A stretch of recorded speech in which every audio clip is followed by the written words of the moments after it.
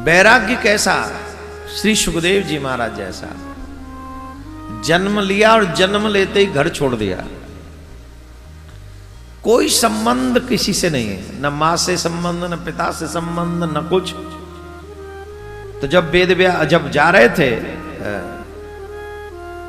सुखदेव जी महाराज ने जब घर छोड़ा तो आवाज आई, यम प्रवजन्तु मनवेदमवेद कृत्यम द्वैपायनो विरह कातर आजुहाव पुत्रेति तन्मयतया तरवोभिनेन्दुं तं सर्वभूत हृदयं मुनिमानतोस्मि। सुखदेव जी महाराज के पीछे पीछे व्यास जी जा रहे हैं। पुत्र रुक जाओ, पुत्र रुक जाओ कह रहे हैं, नहीं रुकते, वो नहीं रुके। जब आगे गए तो देखा कुछ देवांगनाएं स्नान कर रही थी, वस्त्र पहन रही हैं। उन देवांगनाओं को देखा तो श्री व्यास जी ने पूछा, क्या मेरा पुत्र इस मार्ग से गया है? बोले हाँ, आपके पुत्र इसी मार्ग से गए। बोले हमको लगता है तुम हमसे मिथ्या भाषण कर रही हो। बोले ऐसा क्यों कहते हैं आप? बोले हमको देखकर तुम वस्त्र पहन रही हो, जबकि हम तो बुजुर्ग हैं और हमारा पुत्र तरुण था, 12 साल का था। अगर मेरा पुत्र इस मार्ग से गया होता तो तुम पहले ही वस्त्र पहन चुकी होती, जो अभी तुम मुझे देख के वस्त्र पहन रही हो।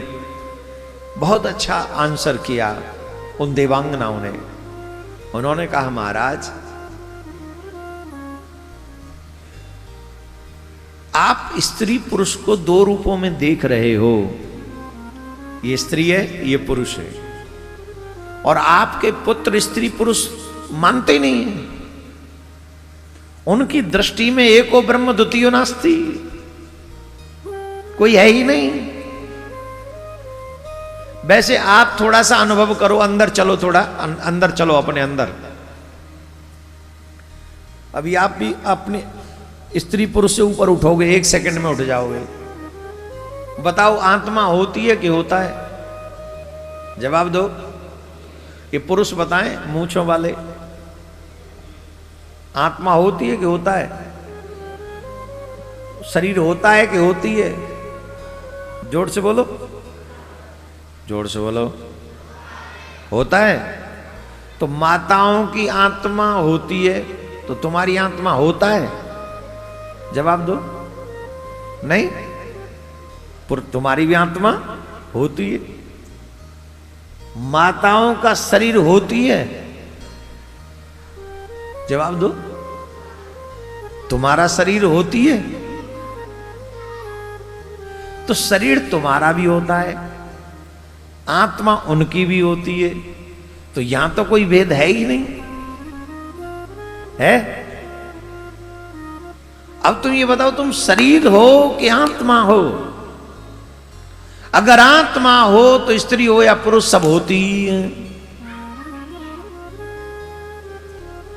और अगर सब शरीर हैं तो भी सब होता ही है। फिर तो कोई वहां भी स्त्रियां भी, उनका भी शरीर होता है।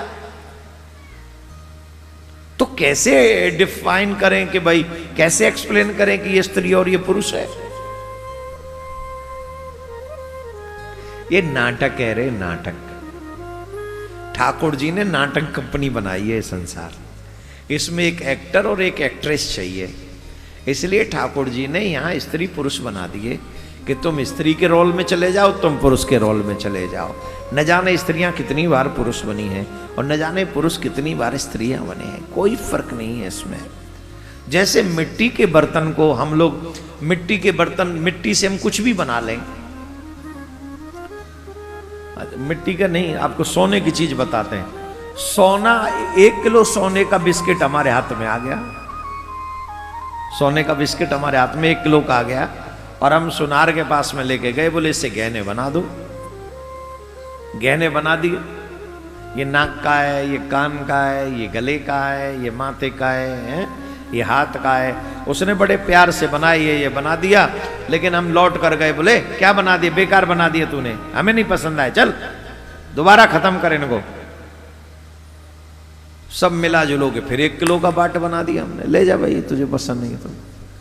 और जब बना दिया गए तो कोई माथे पे टीका बन गया, नाम आ गया, कोई कान का कुंडल बन गया था, कोई नाक की नोक बन गई, क्या बन गई थी, लौंग बन गई थी, और कोई गले का हार बन गया था। जब समझ में नहीं आया तो फिर इकट्ठा करके सब ले, वही आ गया भट्टा।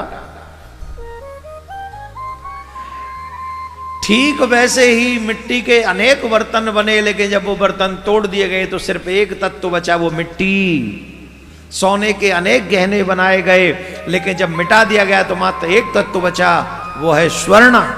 ठीक वैसे ही चाहे किसी को आप स्त्री कहो या पुरुष कहो, लेकिन जब ये मिटेंगे, जब ये एक होंगे तो सिर्फ बचेगी आत्मा, और आत्मा ना स्त्री है ना पुरुष है।